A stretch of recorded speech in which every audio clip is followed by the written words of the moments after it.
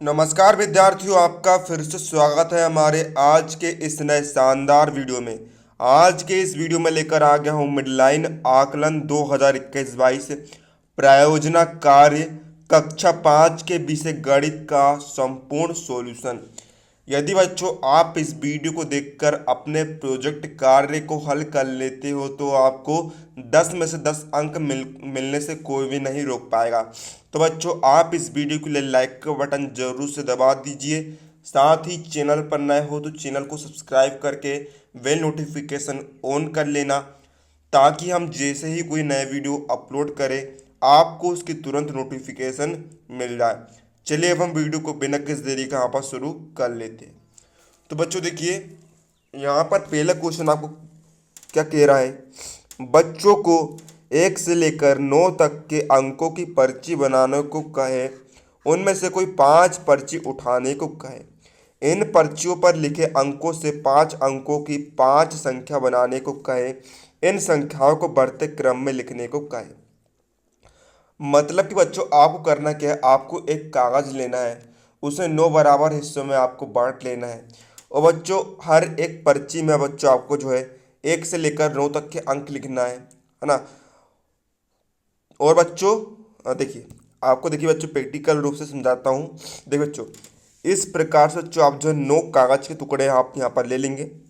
हर एक कागज़ टुकड़े में बच्चों आपको जो है 1 से लेकर 9 तक के अंक आपको लिखना है। जैसे कि पहली पर्ची में 1, दूसरी पर्ची में 2, तीसरी पर्ची में 3। इस तरह से बच्चों आपको जो है 9 तक यहाँ पर ले जाना है।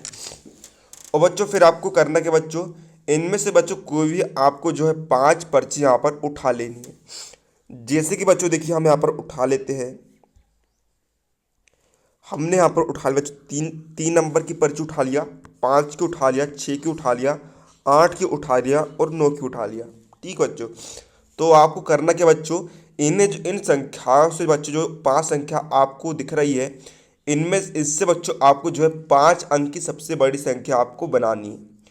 तो बच्चों सबसे बड़ी संख्या बनाने के लिए हम करते क्या है, सबसे पहले सबसे बड़ा संख्या, सबसे बड़ा अंक है उसे हम सबसे पहले लिखते हैं, फिर उसे छोटा अंक लिखते हैं, फिर उससे छोटा अंक लिखते हैं, फिर सबसे छोटा अंक यहाँ पर लिख देते हैं। तो बच्चों देखिए, इससे बच्चों देखिए सबसे 5 अंकों की सबसे बड़ी संख्या कौन सी बनेगी। सबसे पहले बच्चों देखिए इसमें सबसे बड़ा नंबर है 9, हमने यहाँ पर लिख दिया क्या 9। फिर उससे छोटा अंक है 8, फिर उससे छोटा अंक है 6, उससे छोटा अंक है 5, उससे छोटा अंक है 3। तो बच्चों ये एग्जाम्पल बच्चों आप जो है कोई भी संख्या यहाँ पर बना सकते हैं। तो बच्चों इस प्रकार बच्चों जो आपको यहाँ पर हल कर लेना है ना। तो बच्चों ये आपका पहले क्वेश्चन का आंसर यहाँ पर हो जाएगा।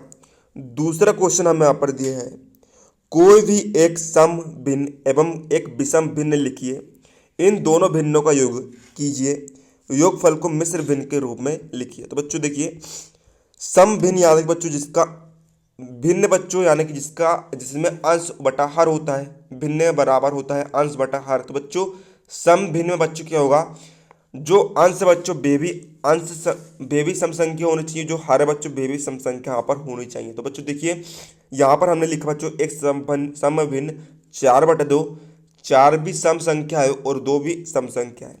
फिर अब बच्चों हमने लिखा पर विषम भिन्न बराबर 5/3, 5 और 3 दोनों बच्चों क्या है विषम संख्या है। तो बच्चों ये क्या कहलाएगी, विषम भिन्न यहाँ पर कहलाएगी।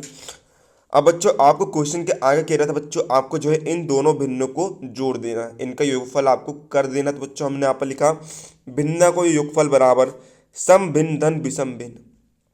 तो बच्चों देखिए सम भिन्न है बच्चों 4/2 धन विषम भिन्न है 5/3।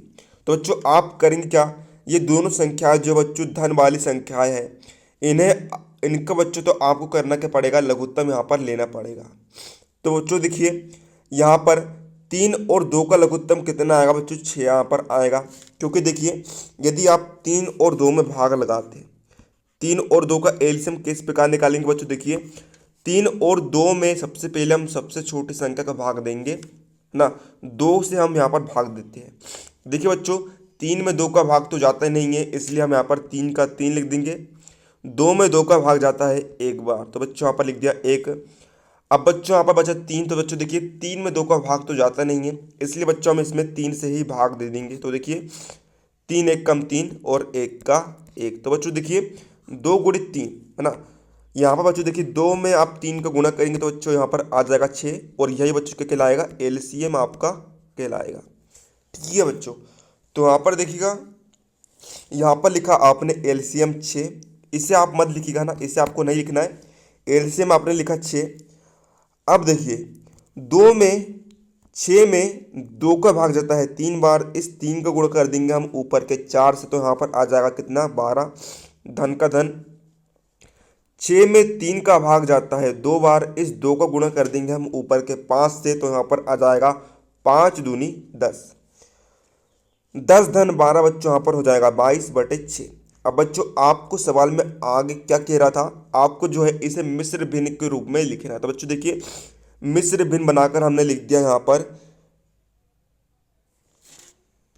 मिश्र भिन्न बच्चों हमने यहाँ पर बनाकर लिख दिया क्या, 3 सही 4/6।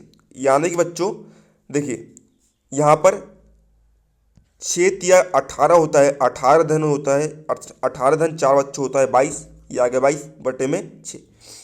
तो बच्चों इस प्रकार बच्चों आपको जो है हाल यहाँ पर हो जाएगा। अगला बच्चों आपका लास्ट सेकंड क्वेश्चन है बच्चों आपका, संख्याएं 45 से 55 के बीच आपको बच्चों कोई भी यहाँ पर दो संख्या यहाँ पर लिख देनी है। इन दोनों संख्याओं को बच्चों अपवर्तक आपको निकालना है, ठीक है, तथा समान अपवर्तकों को आपको यहाँ पर लिखना है। तो बच्चों आइए हम इसका सॉल्यूशन यहाँ पर देख लेते हैं।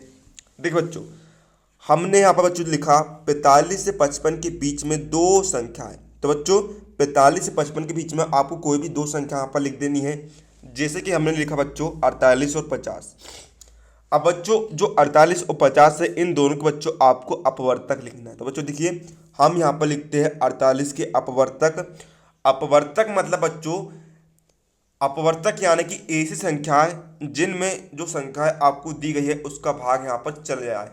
मतलब बच्चों 48 में जो जो संख्या का भाग जा सकता है हमने वे सारी संख्या यहाँ पर लिख देनी है। तो बच्चों देखिए 48 में भाग जा सकता है 1 का, 2 का, 3 का, 4 का, 8 का, 12 का, 16 का, 24 का, 48 का। इन सभी से बच्चों हम जो है 48 को भाग दे सकते हैं। तथा 50 के अपवर्तक भी बच्चों हम यहाँ पर लिख सकते हैं। 50 में जिन जिन संख्या को भाग जाता है वे संख्या है 1, 2, 5, 10, 25, 50। तो बच्चों अब हम करेंगे क्या बच्चों, है ना, देखिए 50 में 50 का भाग जाता है एक बार, 50 में 25 का भाग देने पर जाएगा दो बार, 50 में 10 का भाग देने पर जाएगा 5 बार। तो मतलब बच्चों इन सारी संख्याओं से 50 में भाग चला जाता है।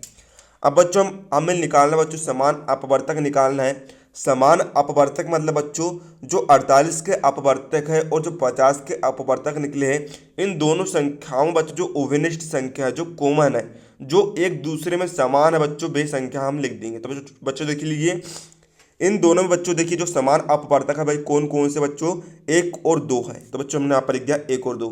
बाकी कोई भी संख्या जो है बच्चों कॉमन नहीं है, ओवेनिस्ट यहाँ पर नहीं है ना। तो बच्चों देखिए आपका जो है 3 क्वेश्चन यहाँ पर हल हो गए हैं। क्वेश्चन नंबर 4 में आपको देखो बच्चों आपको करना क्या है, आपको कोई भी 3 कोण यहाँ पर बना देना है।